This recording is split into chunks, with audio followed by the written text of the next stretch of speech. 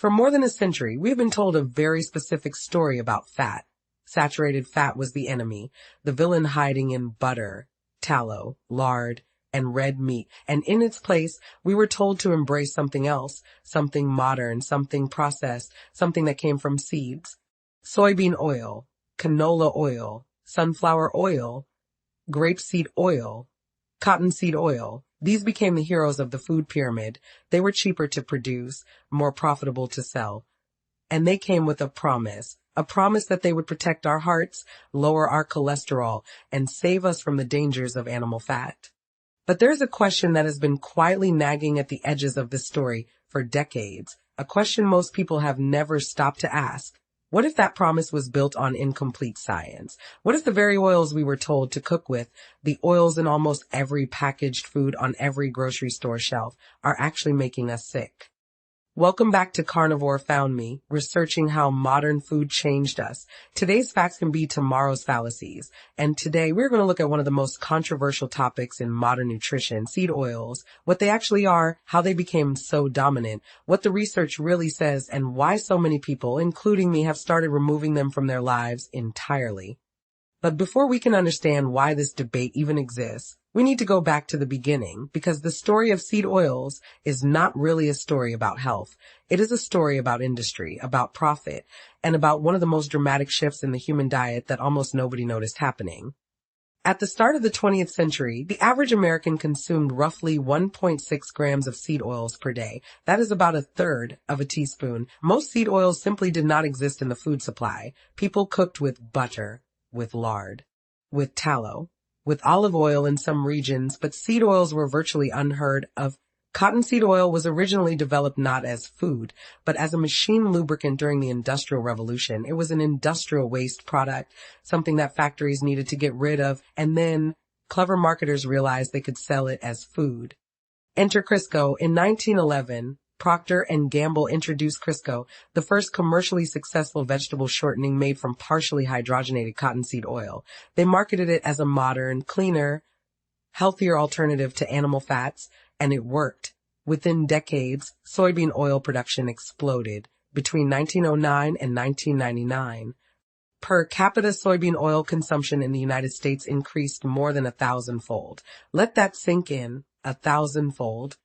By the 1960s, the American Heart Association began recommending seed oils as heart-healthy alternatives to saturated fat, and by the 1990s, the food industry had fully embraced them. Today, the average American consumes an estimated 25 to 30 grams of linoleic acid per day, primarily from soybean oil, canola oil, and other processed seed oils, from 1.6 grams per day to over 25 grams. That is a more than 1,500% increase in less than a century. It is one of the largest and fastest dietary shifts in human history, and yet, most people have no idea it even happened.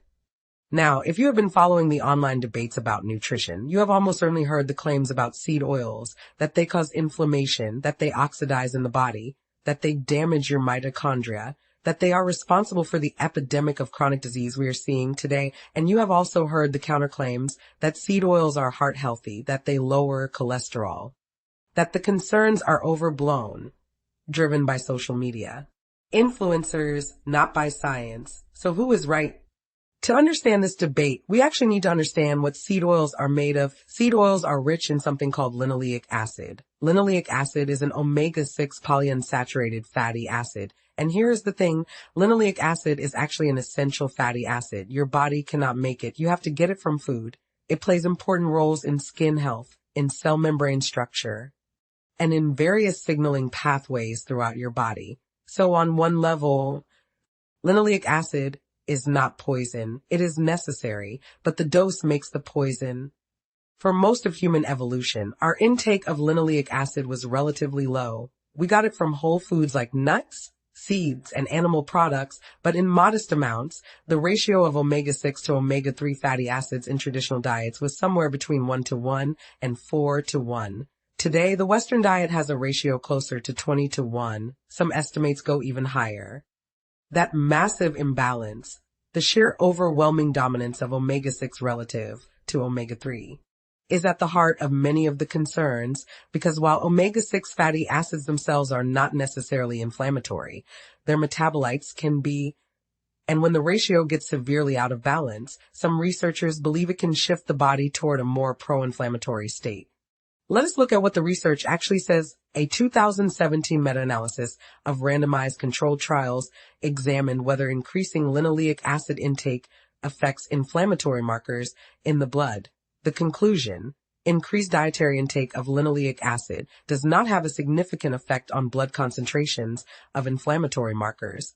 A 2025 manuscript published in Nutrition Today, written by researchers from Penn State University, reviewed the health effects of linoleic acid and concluded that most randomized controlled trials show no effect on markers of oxidative stress, and a 2026 comprehensive review published in Critical Reviews in Food Science and Nutrition examined the totality of evidence on seed oils and concluded that claims linking seed oils to inflammation, oxidative stress, or cardiovascular disease risk are not supported by the scientific literature. The lead author, Dr. Matthew Nagra, stated that much of the concern around seed oils is driven by social media narratives rather than robust scientific evidence. So that seems pretty clear, right? The scientific consensus appears to be that seed oils are not inflammatory. They do not cause oxidative stress, and they may actually lower cardiovascular disease risk. Case closed. Except it is not that simple.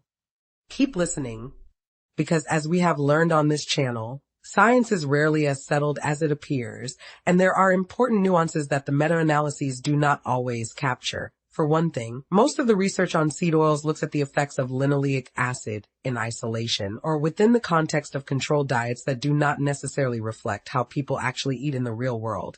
When you look at the food supply, seed oils are not just consumed as standalone oils. They are the primary ingredient in virtually every processed food on the market.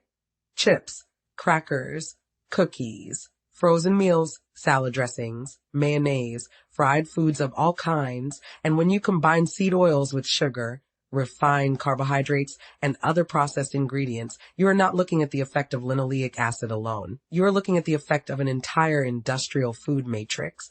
Additionally, most of the randomized controlled trials on seed oils are relatively short, for weeks, 8 weeks, 12 weeks. And here is a layer most researchers completely overlook. These seed oils come from plants, but as we covered in a previous video on this channel, the plants we eat today are not the same as ancient plants. They have been selectively bred, hybridized, and genetically modified for higher yields, pest resistance, and industrial processing. Yet virtually no studies exist comparing how these modern plant oils affect the human body versus their ancestral counterparts. We are running a massive human experiment with a completely new biological input, and we haven't even done the baseline research to know what the starting line looks like. They measure short-term changes in biomarkers, but what happens when you consume high amounts of linoleic acid every single day for decades? That is a much harder question to answer. And that brings us to one of the most concerning aspects of seed oils. What happens to them when you heat them? When you take a polyunsaturated fatty acid like linoleic acid and expose it to high temperatures, something alarming happens. It oxidizes, it breaks down, and it forms toxic compounds called aldehydes. These include acrolein, formaldehyde, and 4-hydroxynonenal, also known as 4-HNE. These are not abstract chemical names. These are highly reactive molecules that have been associated with DNA damage, with cardiovascular disease, and with neurodegenerative conditions like Alzheimer's and Parkinson's. A 2025 review published in Food Chemistry X examined the generation of toxic aldehydes in vegetable oils subjected to high-temperature cooking processes, such as frying. The review concluded that these aldehydes pose significant health risks due to their high reactivity and potential to form carcinogenic and mutagenic compounds. A 2020 study in the journal Nutrients found that exposure of polyunsaturated fatty acid-rich culinary oils to high-temperature frying practices generates high concentrations of cytotoxic and genotoxic lipid oxidation products that readily penetrate into fried foods and become available for human consumption, the authors warned. That these toxins may contribute to enhanced risks of chronic non-communicable diseases, including cancer, cardiovascular disease, and neurological diseases. Think about what that means every time you fry food in seed oil, every time you cook with high heat using soybean oil, canola oil, sunflower oil, or grapeseed oil. You are potentially creating toxic aldehydes that end up in your food. And here is the kicker. The industry standard processing of seed oils already involves high heat. Even before you buy the bottle, the oil has already been subjected to high temperatures, typically around 400 to 500 degrees Fahrenheit. During the deodorization step, that step is intended to remove unpleasant odors and flavors from the oil, but it also generates aldehydes before the oil even reaches store shelves. So by the time you pour that clear, neutral-tasting oil into your pan, it has already been thermally stressed at least once, and then you heat it again. And if you reuse frying oil, which is common in restaurants and fast food chains, you heat it over and over, each cycle generating more aldehydes, more oxidation products, more potentially toxic compounds. Now, you might be wondering, what about the studies that show no inflammatory response to linoleic acid? Those studies are important, but they are measuring something different. They are measuring the effects of the oil in its fresh state, typically consumed without heating. Or in controlled feeding studies where the oil is carefully stored and handled. They are not measuring the effects of repeatedly heated, oxidized, aldehyde-laden frying oil that has been sitting in a restaurant fryer for days or weeks. And that distinction matters because the difference between consuming fresh seed oil and consuming the same oil after it has been heated to high temperatures for extended periods is the difference between night and day. The chemical structure changes, the biological effects change, and most of the nutritional research on seed oils simply does not account for this. So where does that leave us? We have a substance that was virtually absent from the human diet for millions of years. We have a substance whose consumption has increased more than 1,000-fold in a single century. We have a substance that, when heated, produces well-documented toxic compounds. And we have decades of public health messaging telling us that this substance is heart healthy and that we should replace traditional animal fats with it. Meanwhile, chronic diseases like obesity, type 2 diabetes, cardiovascular disease, and neurodegenerative conditions have skyrocketed. Correlation is not causation. That is an important rule of science, but when you see a dietary change of this magnitude happening in lockstep with the rise of modern chronic disease, it is reasonable to ask questions. It is reasonable to want more research. It is reasonable to be skeptical. The honest answer to the seed oil question, the answer that the confident voices on both sides of this debate often miss, is that we do not fully know. The research is conflicting, the long-term human data is limited, and the question itself is more complicated than most people realize. Are seed oils inherently toxic? Probably not. Linoleic acid is an essential nutrient.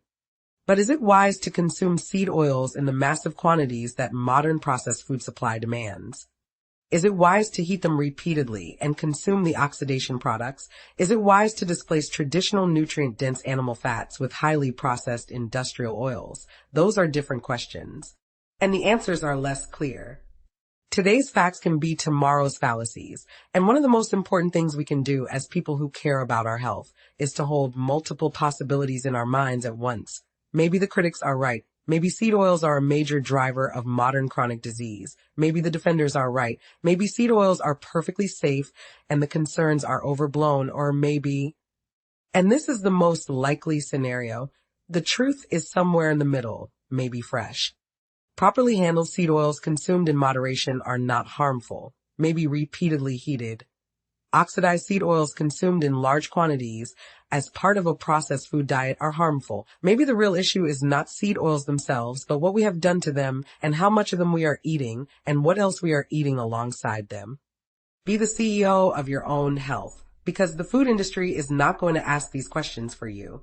And the scientific community moves slowly, sometimes painfully slowly, which means that for now, each of us has to make our own decision. Look at the evidence. Look at how you feel when you eat certain foods. Look at what your body is telling you and make the choice that aligns with your own health goals. For me, I choose to avoid seed oils. I cook with tallow, with butter, with ghee, and even lard.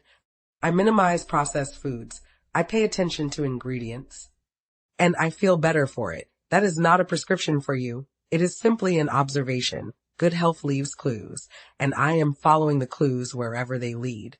If this video made you think differently about the oil in your kitchen cabinet, do 3 things right now. First, hit that like button. It tells YouTube that curious, thoughtful documentaries deserve to be seen. Second, comment below. Here is my question for you. Have you tried eliminating seed oils from your diet? And if so, what did you notice? I read every single comment. Third, subscribe and turn on notifications, because in our next investigation, we're going to look at something even more controversial than seed oils. We're going to look at what happened when we changed the way we raise animals. The meat in your grocery store today is not the same meat your grandparents ate, and the research on what that means for your health might surprise you. Success leaves clues. Researching how modern food changed us. I am your host, and I will see you in the next investigation.